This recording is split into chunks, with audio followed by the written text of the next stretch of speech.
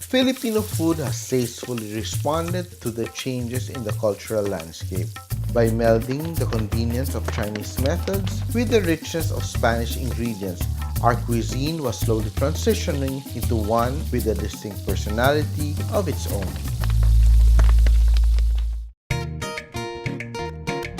At the turn of the century, the Philippines was enjoying a prosperous era, fueled by the Filipino products that it was exporting to the global market.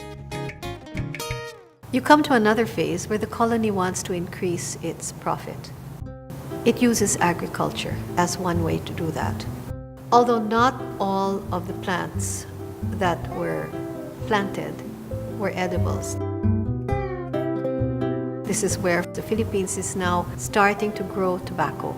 We become very, very well known for our cigars. This continues, and as we are now starting to increase our income from these products, we get invaded by the British for 2 years. 1762 to 1764.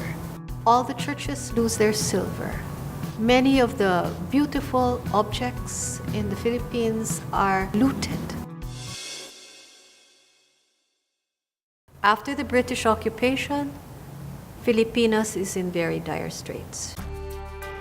Once again, it has to rebuild its agriculture. It has to rebuild its industries. And as it is doing this, what happens? The galleon trade suddenly ends in 1815. So the Philippines is left to itself. At that time, Europe was now experiencing the start of the Industrial Revolution. You had the possibility now of improvements in maritime technology.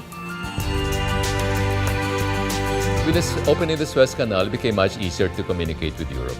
It was no longer years, it was a matter of weeks. So there was a direct route between the Philippines and Europe. What also facilitated matters was the introduction of the steamship. Transport time from Manila to Marseille was cut to only 1 month. It made it more attractive for people living in the Philippines to go to Europe and curious Europeans to come to the Philippines and maybe see if that is where their fortune was to be made.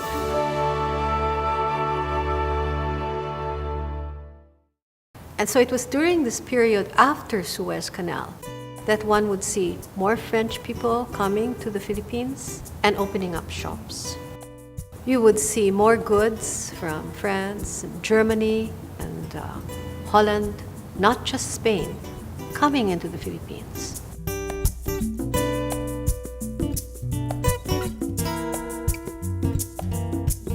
And these were sold. They included food products.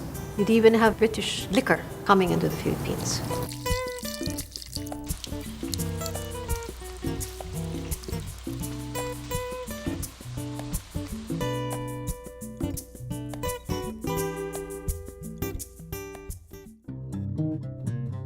The Suez Canal also opened new routes for the Filipinos to discover new and exciting cultures that they can embrace and emulate.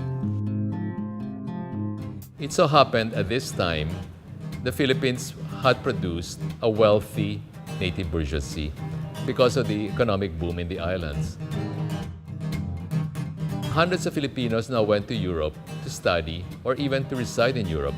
And in Europe, they became attracted culturally not only to Spain, which was considered mother country, but also to France and Italy. For people like Jose Rizal, French culture was the height of refinement. French cuisine, French fashion, the French language, French philosophy.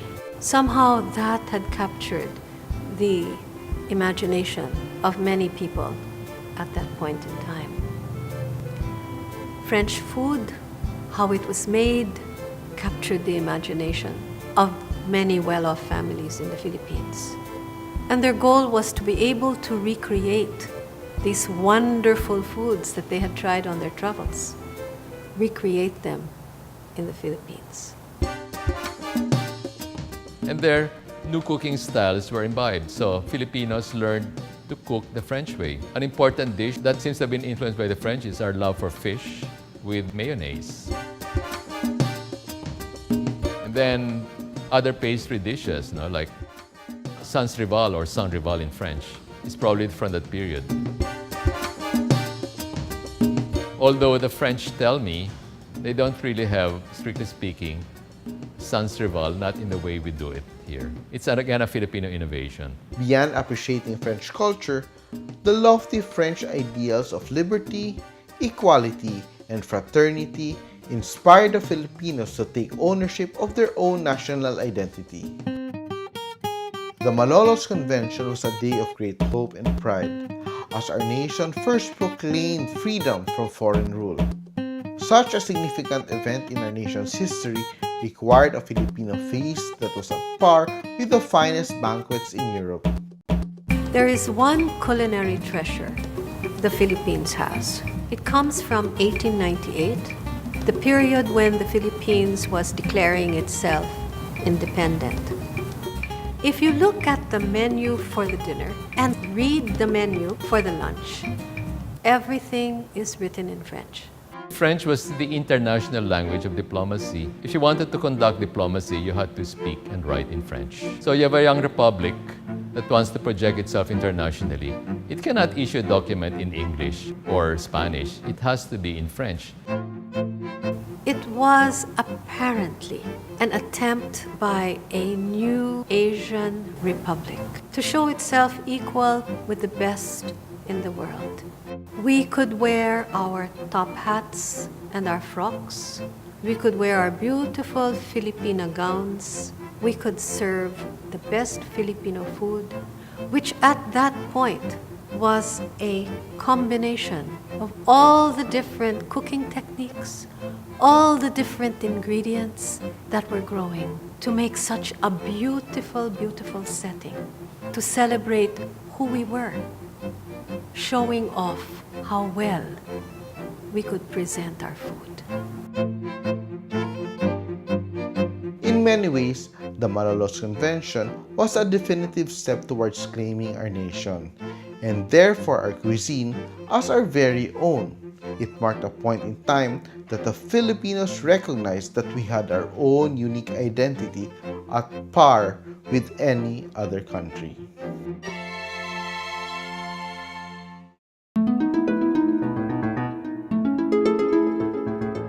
In order to grow, one has to have a willingness to accept changes that come in your direction.